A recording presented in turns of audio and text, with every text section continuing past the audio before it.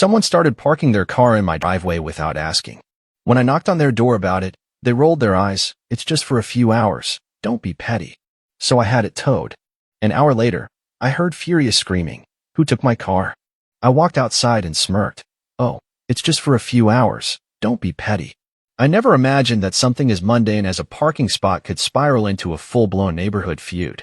But here I am, caught in a whirlwind of pettiness, all because someone decided my driveway was up for grabs. It all began on a crisp autumn morning in Chicago.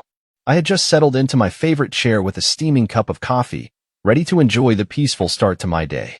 As I gazed out the window, my tranquility was shattered. There, bold as brass, was a silver sedan parked smack dab in the middle of my driveway. My driveway. The audacity. At first, I thought maybe it was a mistake. Perhaps a delivery driver had taken a wrong turn or a guest had confused my house with another. But as the minutes turned into hours, it became clear that this was no accident. Someone had deliberately parked in my space without so much as a courtesy knock or note. By early afternoon, my patience had worn thin. I decided to take matters into my own hands. I threw on a jacket, marched across the street, and knocked on the door of the house directly opposite mine. After a few moments, the door swung open to reveal a young woman, probably in her late 20s, with an air of indifference that immediately set my teeth on edge. Hi, I began, striving for a calm tone despite the irritation bubbling beneath the surface. I couldn't help but notice a silver sedan parked in my driveway. Would that happen to be yours? She rolled her eyes, a gesture so dismissive it made my blood boil. Yeah, that's mine. It's just for a few hours. Don't be petty. Petty? The nerve. I took a deep breath, trying to keep my composure. I understand you might need a place to park, but that's my private property. I'd appreciate it if you asked before using my driveway. She sighed dramatically, as if I were the one inconveniencing her. Fine. I'll move it later. Not wanting to escalate the situation further, I nodded and returned home, though my frustration was far from abated. Evening came, and yet the car remained, a glaring testament to her blatant disregard. That was the final straw. I picked up the phone and called a local towing company. Within the hour, a tow truck arrived, and the unauthorized vehicle was removed from my property. I watched from my window, a mix of relief and apprehension swirling within me. Not long after, a piercing scream echoed from across the street. Who took my car? I stepped outside, heart pounding but determined to stand my ground. There she was, standing in her driveway, fury etched across her face. Where's my car? She demanded, eyes blazing as she spotted me. I couldn't resist. With a smirk, I echoed her earlier words. Oh, it's just for a few hours. Don't be petty. Her face turned an alarming shade of red. You had no right. I shrugged, feigning nonchalance. It's my property. Next time, maybe ask for permission. She stormed back into her house, slamming the door so hard I was surprised the windows didn't shatter. I hoped that would be the end of it. Oh, how naive I was. The next morning, as I stepped out to retrieve the newspaper, I noticed something amiss. Trash was strewn across my lawn, an unsightly mess that hadn't been there the night before. Coincidence? I thought not. Choosing to give her the benefit of the doubt, I cleaned up the mess and went about my day. But the incidents didn't stop there. Over the next week, my mailbox was mysteriously knocked over, and I found scratches along the side of my car. It was clear, Jessica, as I later learned her name, was declaring war. One evening, as I was watering my plants, Jessica approached me, her posture radiating hostility. You think you're so smart, don't you? She sneered, arms crossed tightly over her chest. I just want to be left in peace, I replied, striving for a calm I didn't feel. Well, you've started a war, she spat before turning on her heel and marching back to her house. I stood there, hose in hand, water pooling around my feet, wondering how a simple parking dispute had escalated to this point. Concerned about the escalating situation, I decided to consult with a local attorney to understand my rights and the legalities of towing a vehicle from my property. The attorney explained that in Illinois, property owners have the right to remove unauthorized vehicles from their property. However, there are specific procedures to follow to ensure the towing is legal and to avoid potential liability. For instance, proper signage must be posted, and local law enforcement should be notified promptly after the tow. Failure to adhere to these regulations can result in penalties for the property owner. I realized I had been fortunate that Jessica hadn't pursued legal action against me for the towing. Moving forward, I needed to ensure I was fully informed and compliant with local laws to protect myself. Determined to protect my property and peace of mind, I decided to install security cameras around my home. If Jessica was going to play dirty, I needed evidence. Sure enough, the footage captured her in the act, throwing trash onto my lawn, keying my car, and even attempting to tamper with my garden gnome collection. Armed with this evidence, I filed a police report. Jessica was charged with vandalism and harassment. During the court proceedings, her defense tried to paint me as the aggressor for having her car towed without proper notice.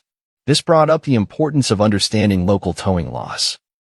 In some states, specific signage and notification procedures are required before towing a vehicle from private property. I realized I had been fortunate that Jessica hadn't pursued legal action against me for the towing. Moving forward, I needed to ensure I was fully informed and compliant with local laws to protect myself.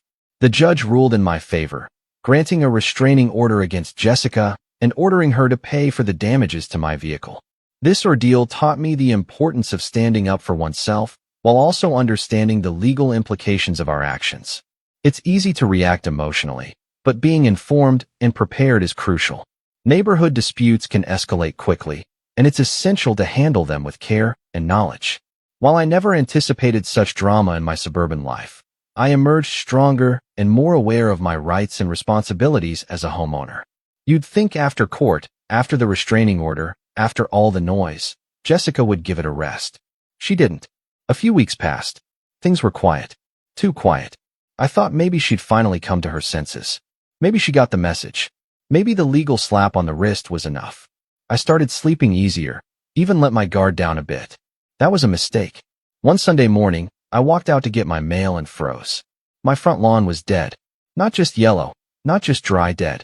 Brown patches all across. Burned. Like someone poured something on it. The stink of chemicals still hung in the air. I checked my security cameras. I had repositioned one during some yard work and hadn't put it back. The other one's only caught a shadow. No clear face. Just someone in a hoodie, in the middle of the night, walking up with what looked like a jug. A few minutes later, they were gone. I knew it was her. Couldn't prove it. But I knew. I reported it to the cops anyway. They took notes, shrugged, said without a clear ID, there wasn't much they could do. Classic. So I started rewatching the footage. Again and again. Every frame. Every second. And that's when I noticed something else. Every time my lights flickered on, right before the shadow showed up, a second figure lingered at the edge of the frame. 2 people. She had help. Now things felt different. This wasn't just neighbor drama anymore. This was turning into something else. Dangerous, even. That night, I moved the camera into the window facing her house. It wasn't illegal, it's my property, and I wasn't pointing it in her window, just watching who came and went. I also ordered another 2 cameras, motion detecting, high-res, night vision. I wasn't playing anymore. And just like clockwork, a week later, it escalated. At 3:24 a.m., I was woken up by my alarm. One of the new motion cameras pinged. I looked at my phone and saw it, 2 figures, again, this time dumping something in my trash bins. One of them kicked my porch light hard enough that it flickered off for a second. Idiots didn't realize I had backup power running now.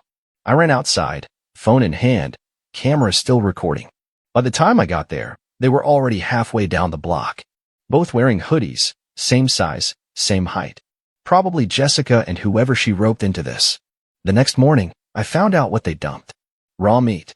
Rotting, putrid, stinking meat, chicken legs, liver, God knows what else, all dumped deep into my trash so it wouldn't be obvious right away. It was already attracting flies. Maggots had started pooling at the bottom. It wasn't just disgusting. It was calculated. And I started to wonder, who was this person, really? Who was helping her? That's when I decided to start digging. Public records, old neighborhood gossip, online forums. I wasn't even sure what I was looking for until I found it. Jessica wasn't just some random troublemaker. She had a record. Not a long one, but a record nonetheless. A property dispute with a former landlord. An assault charge that was dropped.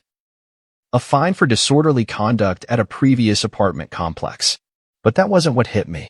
It was a thread on a Chicago community board. Someone warning about a Jesse who used to park in other people's spots in a Lincoln Park complex and would retaliate if you dared to say anything. The post was 2 years old. Described a silver sedan. Mentioned her and her cousin pulling petty revenge moves on anyone who crossed them. Her cousin. The second person. I printed it all. Every comment, every post. I wasn't sure if it would help legally, but I was building a file now. This wasn't a squabble. This was a campaign. I called the detective assigned to my original report and laid it all out. He said he'd look into it, and while I didn't get my hopes up, at least now there was a paper trail. Then, just when I thought it couldn't get any worse, my dog got sick. I have a rescue Benny. A mutt, friendly to everyone, never barks unless there's a reason. One morning he came back in from the yard limping, his eyes dull, barely wagging his tail. I rushed him to the vet. They ran tests. Rat poison. He survived, but barely. The vet said if I hadn't brought him in when I did, it would have been too late. I felt sick, furious, helpless. There are lines people don't cross. She crossed all of them. I started sleeping with the lights on, locked every window, double-checked every camera angle. I bought pepper spray. I installed a motion-activated floodlight on every side of the house.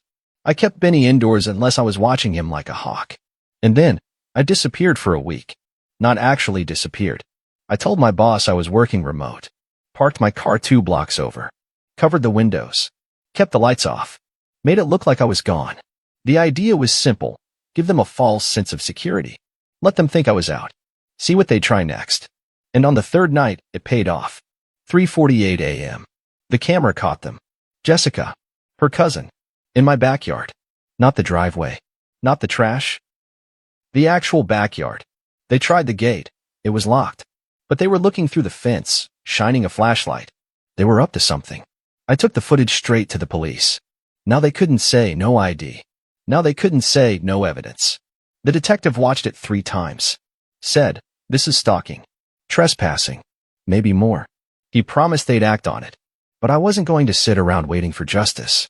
I had a plan. One they wouldn't see coming. And I was just getting started. After that backyard incident, I expected things to get worse fast. I didn't think they'd get weirder. A week after giving the cops the footage, I got a knock on the door. Not pounding, not frantic. Just a casual knock. Like someone selling cookies. I looked through the peephole. It was Jessica. Alone. I didn't open the door, but I turned on the porch mic. What do you want? I asked flatly. She smiled, and leaned in like we were old friends. Hey, just wanted to say I'm sorry. Things got out of hand. I overreacted. I blinked. Had to replay the words in my head. This couldn't be real. I brought you something, she said. She held up a grocery bag, clear plastic. You could see a bottle of wine, a box of cookies, even dog treats. Peace offering. I stared at her through the peephole for a full minute. She didn't flinch. Then I said, leave it on the porch and go. She did. Turned and walked away like it was nothing. I didn't touch the bag. I brought it inside with gloves, emptied it onto a tarp in the garage. Ran every barcode, ingredient, brand online. Everything checked out. Nothing tampered with. Still didn't trust it. But the real twist came 2 days later, when I got a call from the detective. Jessica filed a complaint against you, he said. Claiming harassment. Says you've been stalking her, filming her house illegally, spreading rumors. My jaw dropped. She also claims you poisoned your own dog for sympathy, he added. We don't believe her, but I had to let you know. She flipped the script. I realized, suddenly, this wasn't about revenge anymore. This was control. Manipulation. A game to her. I doubled down. Sent the detective more footage, the old forum thread, everything I'd found. But then I went deeper. I called the old landlord from that community post, tracked him down through a property listing. Told him what was going on. He remembered her. Said she skipped out on rent, keyed another tenant's car, and tried to file a fake harassment claim when she was finally evicted. He offered to write a statement. Said, you're not the first. That changed everything. My lawyer, yes, I had to get one now, suggested we push for a formal injunction. Not just a restraining order, but one that would legally prohibit her from even being within a certain radius of my property. While we were working on that, another twist hit, this one accidental. One night around midnight, I caught someone on my side camera again. Not Jessica. Not the cousin. Someone else. Older guy. Heavy set. Wearing a hoodie, baseball cap low over his face. He wasn't doing anything. Just standing there. Watching my house. It wasn't until I posted the footage to a local neighborhood watch app that someone messaged me privately. You should talk to Kevin. That's her ex. What? I followed the lead. Found Kevin, lives 3 streets down. Works at the hardware store. Quiet guy. Keeps to himself. I approached him carefully. Said I was having issues with someone and showed him a still from the video. His eyes narrowed. She told me you were stalking her, he muttered. Said you were crazy. Turns out, Jessica had spun this entire web around town. To some, I was the lunatic neighbor. To others, she was the poor, bullied young woman just trying to live in peace. She was playing everyone. Kevin told me he broke things off a year ago after she trashed his apartment when he tried to move out. Said he changed his number, but she still pops up now and then. He'd seen her cousin too, big guy, same build as the one from my footage. That's when it hit me. They weren't just retaliating. They were trying to destroy my reputation, wear me down, isolate me, until I either snapped or left. But I wasn't going anywhere. Now I had backup. Kevin agreed to give a statement, too. And I started building something bigger, a folder. Every complaint, every video, every screenshot, every message. Not just for the cops now, for a lawsuit. But here's the final kicker for now. Last night, I got a note in my mailbox. No envelope. Just folded paper. It said, "You're not the only one who can play this game." No signature. No handwriting I could match. Just that one line. The game's still going. After I got that creepy note, I went full force. No more waiting. No more playing defense. I hired a private investigator. Was it expensive? Yes. Was it worth it? Every damn penny. In less than 2 weeks, he uncovered everything. Jessica was on probation. From a domestic dispute case in another county. Something she forgot to mention in court. And her cousin? Real name Marcus, convicted of petty theft, and currently not supposed to be staying in this neighborhood because of a no-contact order from a previous ex-girlfriend who lived, get this, only a block away from me. That made things very, very illegal. I passed all of it straight to the detective. He looped in probation officers, and suddenly this wasn't just a neighbor dispute anymore. It was a criminal investigation. But I wasn't done. The investigator also found out Jessica had been behind several fake online reviews trashing my name, on Yelp, on Facebook, even on Google under my home address. She had posted pictures of my house and claimed I was running an illegal business, selling drugs, abusing animals. She was trying to make me into a pariah in my own neighborhood. I printed every review, took screenshots, timestamps, IP logs, gave it all to my lawyer. My lawyer filed a civil lawsuit, harassment, defamation, emotional distress, property damage, and trespassing. The works. The court date was set. I showed up with a binder the size of a phone book. She showed up with Marcus. They both looked smug, until they saw Kevin walk in behind me, until they saw the detective, until the judge mentioned a possible probation violation. Jessica started panicking. Fast. Tried to play the victim again. But I didn't have to say much. The evidence did the talking. Videos, screenshots, witnesses, everything lined up. The judge shredded her defense like paper. Hit her with a restraining order so strict, she couldn't step foot within 500 feet of me, my house, my dog, or even my mailbox. Marcus got arrested right there for his no-contact violation. They cuffed him before the hearing even ended. As for Jessica, she was held in contempt for lying under oath, then slapped with a $15,000 judgment for damages and legal fees. I watched her face when they read the verdict. That perfect mask she always wore finally cracked. She looked hollow, like all the power she'd clung to had evaporated. It was over. And me? I won. But not without scars. My dog still flinches at the gate sometimes. My sleep hasn't been great. And yeah, I made mistakes. I let it drag on too long. I should have put my foot down earlier, involved the cops sooner, taken the cameras more seriously from the start. I underestimated how far some people are willing to go. But I learned. And now? The driveway is empty. My lawn's green again. Benny's safe. I installed floodlights so bright, you could land a plane out there. And every time I walk past that street, I glance at her old house. It's for rent now. She moved out 2 weeks after the ruling. Word is, she tried to start trouble somewhere else and ran into more legal issues. Some people never learn. But me?